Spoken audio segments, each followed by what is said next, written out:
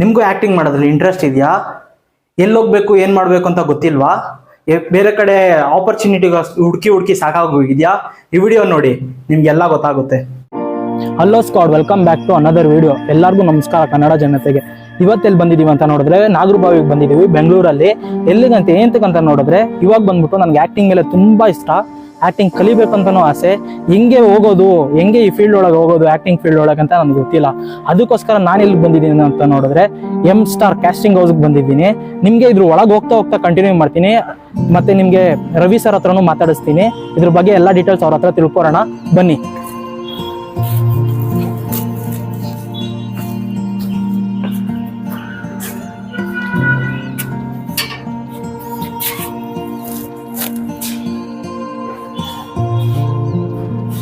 ಇವಾಗ ಎಲ್ಲಿ ಹೋಗ್ತಾ ಇದೀವಿ ಅಂತ ನೋಡಿದ್ರೆ ಥರ್ಡ್ ಫ್ಲೋರ್ಗೆ ಹೋಗ್ತಾ ಇದೀವಿ. ಏನಂತ ನೋಡಿದ್ರೆ ಥರ್ಡ್ ಫ್ಲೋರ್ ಅಲ್ಲಿ ಆಫೀಸ್ ಇರೋದು. ನಿಮ್ಗೆ ಎಂಟ್ರಿ ಬಂದಿರೋದೆಲ್ಲ ನೋಡಿರ್ತೀರಾ. ಬನ್ನಿ ಥರ್ಡ್ ಫ್ಲೋರ್ಗೆ ಹೋಗ್ಬೇಡ.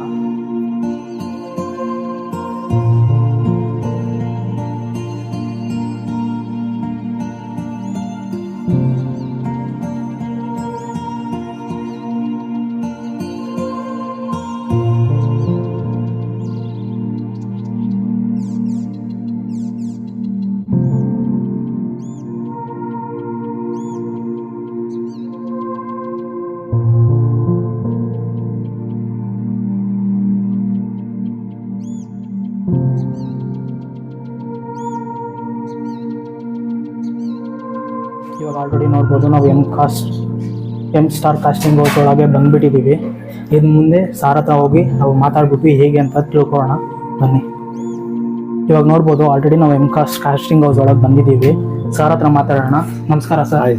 ನನ್ನ ಹೆಸರು ಗಗನ್ ಅಂದ್ಬಿಟ್ಟು ಸರ್. ಗಗನ್ ಅವ್ರು ಹೇಳಿ. ಗಗನ್ ರವಿ ಸರ್ ಅಂದ್ಬಿಟ್ಟು ಇವಾಗ ಇವರೇ ನಮಗೆ ಚಾನ್ಸ್ ಎಲ್ಲರಿಗೂ ಕೊಡ್ತಾ ಇರೋದು, ಇಂಥ ಆಪರ್ಚುನಿಟಿ.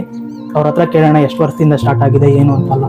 ಇವಾಗ ಆಲ್ರೆಡಿ ರವಿ ಸರ್ ಬಂದಿದ್ದಾರೆ, ಮಾತಾಡೋಣ. ರವಿ ಸರ್. ಹಾಯ್ ಸರ್, ನಮಸ್ತೆ ಸರ್. ಇದು ಎಷ್ಟು ವರ್ಷದಿಂದ ನೀವು ನಡೆಸ್ತಾ ಇದ್ದೀರಾ? ಎಲ್ಲ ನಮ್ಮ ಆಡಿಯನ್ಸ್ ಒಂದು ಸ್ವಲ್ಪ ತಿಳಿಸ್ಕೊಡ್ತೀವಿ ಸರ್. ಇದು ಬಂದು ಒಂದು 9-10 ವರ್ಷ ಆಗಿದೆ ನಮ್ಮ ಕ್ಯಾಸ್ಟಿಂಗ್ ಏಜೆನ್ಸಿ ಓಪನ್ ಮಾಡಿ. ಮುಂಚೆ ಯಾವ ಕ್ಯಾಸ್ಟಿಂಗ್ ಏಜೆನ್ಸಿ ಇರಲಿಲ್ಲ, film serial casting agency first start ಮಾಡಿದ್ದೆ ನಾವು.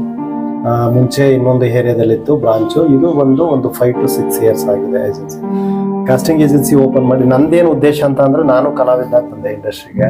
ಬಟ್ ಇಲ್ಲಿ ಕಲಾವಿದ್ರ ಕಷ್ಟ ತುಂಬಾ ಇದೆ, ತುಂಬ ಅವ್ರ ಕಷ್ಟ ಎಲ್ಲ ನನಗೆಲ್ಲ ಗೊತ್ತು. ಆರ್ಟಿಸ್ಟ್ ಆಗ್ಬೇಕಂದ್ರೆ ಎಷ್ಟೊಂದು ಸ್ಟ್ರಗಲ್ ಪಡ್ತಾರೆ, ಎಷ್ಟೊಂದು ಕಷ್ಟ ಪಡ್ತಾರೆ. ಆರ್ಟಿಸ್ಟ್ ಆದ್ಮೇಲೆ ಅವ್ರಿಗೆ ತುಂಬಾ ವ್ಯಾಲ್ಯೂ ಇದೆ. ಆರ್ಟಿಸ್ಟ್ ಆಗೋಕ್ಕೂ ಮುಂಚೆ ಎಷ್ಟು ಕಷ್ಟ ಇರುತ್ತೆ ಅಂತ ಅದು ಆರ್ಟಿಸ್ಟ್ ಆಗೋರಿಗೆ ಮಾತ್ರ ಗೊತ್ತಿರುತ್ತೆ.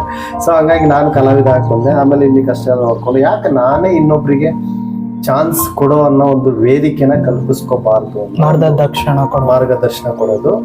ಆಗ ನಾನು ಒಂದು ಕಾಸ್ಟಿಂಗ್ ಏಜೆನ್ಸಿ ಓಪನ್ ಮಾಡ್ಕೊಂಡು, ಅವಾಗೆಲ್ಲ ಸ್ಮಾಲ್ ಎಲ್ಲೆಲ್ಲೋ ಶೂಟಿಂಗ್ ಹೋಗೋದು, ಆರ್ಟಿಸ್ಟ್ಗಳ ಕಾಂಟ್ಯಾಕ್ಟ್ ತೊಗೊಳೋದು, ಈ ಥರ ಎಲ್ಲ ಕಾಂಟ್ಯಾಕ್ಟ್ಸ್. ಈಗ ಪ್ರತಿಯೊಬ್ಬರು ಆರ್ಟಿಸ್ಟ್ಗಳ ಕಾಂಟ್ಯಾಕ್ಟ್ ಇವಾಗಿದೆ. ಆವಾಗ ಇದೇ ಥರ ಚಿಕ್ಕದಾಗಿ ಮಾಡ್ಕೊಂಡು ಬಂದು ಇವಾಗ ಒಂದು ದೊಡ್ಡ ಮಟ್ಟದಲ್ಲಿ ಒಂದು ಲಾಂಚ್ ಆಗಿದೆ, ಒಂದು ನಡೀತಾ ಇದೆ ಸಂಸ್ಥೆ. ಇಲ್ಲಿವರೆಗೂ ಒಂದು 500 ಮೇಲೆ ಆರ್ಟಿಸ್ಟ್ಗಳು ಹೋಗಿದ್ದಾರೆ. Cinema, serial, ad shoot, fashion show, web series, ಈ ಥರ ಎಲ್ಲ ಪ್ರಾಜೆಕ್ಟ್ಗಳೆಲ್ಲ ಬರ್ತಾ ಇರುತ್ತೆ ನಮಗೆ. ಪ್ರೊಡ್ಯೂಸರ್ ಕಡೆಯಿಂದ, ಪ್ರೊಡಕ್ಷನ್ ಹೌಸಿಂದ, ಸೀರಿಯಲ್ಲು ಪ್ರೊಡಕ್ಷನ್ ಹೌಸಿಂದ, ಚಾನೆಲ್ಗಳ ಕಡೆಯಿಂದ. ಸೀರಿಯಲ್ಗೆ, ನಮ್ಮ ಸೀರಿಯಲ್ಗೆ ಹೀರೋಯಿನ್ಸ್ ಕೊಡಿ, ಫ್ರೆಂಡ್ಸ್ ಕ್ಯಾರೆಕ್ಟರ್ ಕೊಡಿ, ಸಪೋರ್ಟಿಂಗ್ ಕ್ಯಾರೆಕ್ಟರ್ ಕೊಡಿ, ಈ ಥರ ಎಲ್ಲ ಕ್ಯಾರೆಕ್ಟರ್ಗಳು ಕೇಳ್ತಾ ಇರ್ತಾರೆ. ಆವಾಗ ನಮ್ಮಲ್ಲಿ ಬಂದು ಇಲ್ಲಿ ಆರ್ಟಿಸ್ಟ್ಗಳೆಲ್ಲ ಬರ್ತಾರೆ. ಬಂದಾಗ ನಾವೊಂದು ರಿಜಿಸ್ಟರ್ ಅಂತ ಮಾಡ್ಕೋತೀವಿ. ರಿಜಿಸ್ಟರ್ ಆದಾಗ ತಟ್ಟಂತ ಜ್ಞಾಪಕ ಬರುತ್ತೆ. ಈಗ ಯಾರಾದರೂ ಡೈರೆಕ್ಟರ್ ಬಂದು ನನಗೆ ಆರ್ಟಿಸ್ಟ್ ತೋರಿಸು ಅಂದರೆ ಯಾರನ್ನ ತೋರಿಸ್ತೀವಿ ಹೇಳಿ? ನಮ್ಮಲ್ಲಿ ಯಾರು ಒಂದು ಬಾಂಡಿಂಗ್ ಅಲ್ಲಿ ಇರ್ತಾರೆ, ಅವ್ರನ್ನ ಇಮಿಡಿಯೇಟ್ ಅಪ್ರೋಚ್ ಮಾಡ್ತೀವಿ. ರಿಜಿಸ್ಟರ್ ಆಗಿದಾರಪ್ಪ ಇವರು, ನಮ್ಮ ಸಂಸ್ಥೆಯಲ್ಲಿ ಇದ್ದಾರೆ, ಇವ್ರಿಗೆ ಕೊಡಿಸ್ಲೇಬೇಕು ಅನ್ನೋದು ಇರುತ್ತೆ. ಹೊರಗಿನವರು ಅವ್ರಿಗೆ ಕೊಡಿಸ್ಲೂಬಹುದು, ಇಲ್ಲ ನಾವು ಮರ್ತು ಬಿಡ್ಲೂಬಹುದು ನಮ್ಮ ಟೆನ್ಷನ್ಗಳಲ್ಲಿ, ಆ ಥರ ಇರುತ್ತೆ. ಸೊ ಹಾಗಾಗಿ ಎಲ್ಲ ಆರ್ಟಿಸ್ಟ್ಗಳು ಬರ್ತಾರೆ, ಇಲ್ಲಿ ಜಾಯಿನ್ ಆಗ್ತಾರೆ, ಇಲ್ಲಿಂದ ಅವಕಾಶಗಳನ್ನ ಕಲ್ಪಿಸ್ಕೊಂಡು ಹೋಗ್ತಾರೆ. ಬಟ್ ಇಲ್ಲಿಗೆ ಬಂದ್ರೆ 100% ಗ್ಯಾರಂಟಿ ಚಾನ್ಸ್ ಸಿಗುತ್ತೆ ಅಂತ ನಮ್ಮ ಒಂದು ಫ್ರೆಂಡ್ಸ್. ಸರ್, ಇದು ಇವಾಗ ನೀವು ಹೇಳಿದ್ರಿ ರಿಜಿಸ್ಟ್ರೇಷನ್ ಫೀಸ್ ಎಷ್ಟಿರ್ಬೋದು? ರಿಜಿಸ್ಟ್ರೇಷನ್ ಫೀಸು ಅದು ಅದರ್ ಲ್ಯಾಂಗ್ವೇಜ್ಗೆ ಒಂದು ಪೇಮೆಂಟ್ ಇರುತ್ತೆ, ಬರೀ ಕನ್ನಡ ಮಾತ್ರ ಈ ಥರ ಇರುತ್ತೆ. ಏನೋ ನಾವು ಅಡ್ಜಸ್ಟ್ ಮಾಡಿಕೊಂಡು ಏನೋ ಒಂದು, ಅಂದ್ರೆ ಅಷ್ಟಲ್ಲ, ಏನೋ 1,000ನೋ 2,000 ಈ ತರ ಒಂದು ರಿಜಿಸ್ಟರ್ ಪೇಮೆಂಟ್ ಆ ತರ ಮಾಡ್ಕೊಂಡು. ಇದಕ್ಕೆಂದ್ರೆ ಸರ್ವಿಸ್ ಚಾರ್ಜ್ಗೆ, ಈಗ ನಮ್ಮ ಸ್ಟಾಫ್ಗಳು ಒಂದಿಬ್ರು ಪ್ರೊಡಕ್ಷನ್ ಹೌಸ್ಗೆ ಹೋಗ್ತಾರೆ, ಸೀರಿಯಲ್ ಆಫೀಸ್ಗೆ ಹೋಗ್ತಾರೆ, ಪ್ರಾಜೆಕ್ಟ್ಗಳನ್ನ ಎತ್ಕೊಬರೋದಕ್ಕೇನೆ ಅವ್ರೇನು ಬಂದ್ಬಿಟ್ಟು ಈಸಿಯಾಗಿ ಚಾನ್ಸ್ಗಳು ನಮಗೆ ಆರ್ಟಿಸ್ಟ್ಗಳು ಬೇಕು ಅಂತ ಕೊಡಲ್ಲ. ಆವಾಗಿ ಆವಾಗ ಪ್ರಾಜೆಕ್ಟ್ಗಳೆಲ್ಲ ಬಂದಾಗ ನಮ್ಮ ಕಡೆಯಿಂದ ಅಪ್ರೋಚ್ ಮಾಡ್ತೀವಿ, ಈ ಥರ ಇರುತ್ತೆ. Okay sir. ಇವಾಗ ಅವ್ರಿಗೆ ಆ್ಯಕ್ಟಿಂಗ್ ಬಗ್ಗೆ ಒಂಚೂರು ನಾಲೆಜ್ ಇರಲ್ಲ, ಅವ್ರಿಗೆ ನೀವು ಯಾವ ಥರ ಸಪೋರ್ಟ್ ಮಾಡ್ತೀವಿ? ಆ್ಯಕ್ಟಿಂಗ್ ನಾಲೆಡ್ಜ್ ಒಂದು ಸ್ವಲ್ಪನೂ ಇರಲ್ಲ ಅಂದರಿಗೆ ಇಲ್ಲಿ ಆ್ಯಕ್ಟಿಂಗ್ ಕ್ಲಾಸ್ ಕೂಡ ಈಗ ಸ್ಟಾರ್ಟ್ ಮಾಡ್ತಾ ಇದ್ವಿ, ಮುಂಚೆ ಇರಲಿಲ್ಲ. ಗಿಚ್ಚಿ ಗಿಲಿ ಚಂದ್ರಪ್ರಭಾ, ಮಜಾ ಭಾರತ ಎಲ್ಲ ಮಾಡಿದಾರಲ್ಲ, ನಿಮ್ಗೆ ಗೊತ್ತೇ ಇದೆ. ಮತ್ತೆ ಜಿ ಕನ್ನಡ ಅಮ್ಮನ ಅವರು ಅಪ್ರೋಚ್ ಮಾಡಿದ್ರು, ಅವರೆಲ್ಲ ಬಂದು ಇಲ್ಲಿ ಕ್ಲಾಸು ಮಜಾ ಭಾರತ ಚಂದ್ರಪ್ರಭಾ ಬಂದು ಮೆಂಟರ್ ಆಗಿದ್ದಾರೆ ಇಲ್ಲಿ ಆ್ಯಕ್ಟಿಂಗ್ ಕ್ಲಾಸ್ ಟೀಚ್ ಕೊಡೋಕ್ಕೆ. ಅವರು ಒಂದು ಮಾರ್ಗದರ್ಶನದಲ್ಲಿ ಬಂದಿಲ್ಲ ಅಂತ ಅಂದ್ರೂ ಕೋರ್ಸು 3 months ಕೋರ್ಸು ಸೇರಿಕೊಂಡು ಇಲ್ಲಿಂದ ಪ್ಲೇಸ್ಮೆಂಟ್ ಕೊಡಿಸ್ತೀವಿ ಆರ್ಟಿಸ್ಟ್ಗಳಿಗೆ. ಸರ್, ಇಲ್ಲಿ ನಾವು 3 months ಕೋರ್ಸ್ ಮಾಡ್ತೀವಲ್ಲ, ಅದಕ್ಕೇನಾದರೂ ಅಶ್ಯೂರೆನ್ಸ್? ಅದಕ್ಕೆ ಸರ್ಟಿಫಿಕೇಟ್ಸ್ ಇರುತ್ತೆ ನಮ್ಮ M-Star ಇಂದ. Okay sir. ಇವಾಗ ಎಷ್ಟು ಸಿನಿಮಾ, ಎಷ್ಟು ಸೀರಿಯಲ್ಗಳಿಗೆ ನೀವು ಆಲ್ರೆಡಿ ಇದು ಮಾಡಿದ್ದೀರಾ? ನಾವು ಹೇಳ್ತಾ ಹೋದ್ರೆ 1 hour ಬೇಕಾಗತ್ತೆ. ಸಿನಿಮಾ ಹೆಸರು, ಸೀರಿಯಲ್ ಹೆಸರುಗಳ ಇಲ್ಲ, ಇವಾಗ ಯಾವ್ದು ಅಲ್ಲಿ ಒಂದು ಇಲ್ಲಿವರೆಗೂ ಒಂದು 382 ಸೀರಿಯಲ್ ವರ್ಕ್ ಮಾಡಿದ್ದೀನಿ. ಮತ್ತೆ ಒಂದು 413 ಏನೋ ಸಿನಿಮಾ ಇದೆ, ಕೌಂಟಿಂಗ್ ಇದೆ, ಲೀಸ್ಟ್ ಇದೆ. ಅಷ್ಟು ಸಿನಿಮಾಗಳಿಗೆ ನಾವು ವರ್ಕ್ ಮಾಡಿದೀವಿ. ಎಷ್ಟು ಜನನ್ನ ಕ್ಯಾಸ್ಟ್ ಮಾಡಿದೀರಾ ಸಿನಿಮಾಗಳಲ್ಲಿ ಇವಾಗ? ಅದೇ ಮೋರ್ ದೆನ್ ಒಂದು 500 ಆಗಿದೆ ನನ್ನ ಪ್ರಕಾರ. ಆಲ್ರೆಡಿ ಒಂದು ಹೀರೋಯಿನ್ಗಳೇ ಒಂದು 293 ಹೀರೋಯಿನ್ಸ್ ಲಾಂಚ್ ಮಾಡಿದೀನಿ. ಆಮೇಲೆ ಹೀರೋಗಳು ಬಂದು 135 36 ಏನೋ ಇದೆ, ಅಷ್ಟು ಜನ ಲಾಂಚ್ ಮಾಡಿದೀವಿ. ಇನ್ ಸಪೋರ್ಟಿಂಗ್ ಕ್ಯಾರೆಕ್ಟರ್ಗಳು ಗೊತ್ತಾ ಇದೆಯಲ್ಲ, ಹೀರೋಯಿನ್ ಫ್ರೆಂಡ್ಸು, ಒಂದೊಂದು ಸಿನಿಮಾಗೆ 10 ರಿಂದ 15 ಜನ ಕಳಿಸ್ಕೊಡ್ತೀವಿ ಅಂತ. ಎಷ್ಟು ಸಿನಿಮಾ ಮಾಡಿದೀವಿ.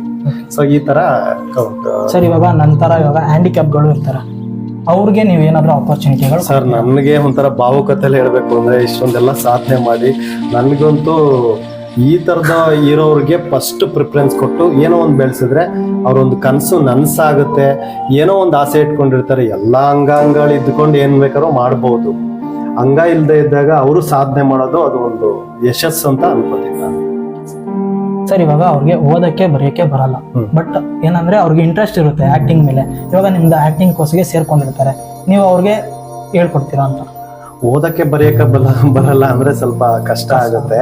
ಈಗ ನಾವೇನೋ ಆಕ್ಟಿಂಗ್ ಕ್ಲಾಸ್ ಟ್ರೈ ಮಾಡ್ಬೋದು, ಆಕ್ಟಿಂಗ್ ಕ್ಲಾಸ್ ಎಲ್ಲ ಹೇಳ್ಕೊಡ್ತೀವಿ, ಕಳಿಸ್ಕೊಡ್ತೀವಿ. ಈಗ ಡೈರೆಕ್ಟರ್ಗಳ ಹತ್ರ ನಾವು ಕಳಿಸ್ತೀವಿ ಮೂವಿಗೆ, ಸೀರಿಯಲ್.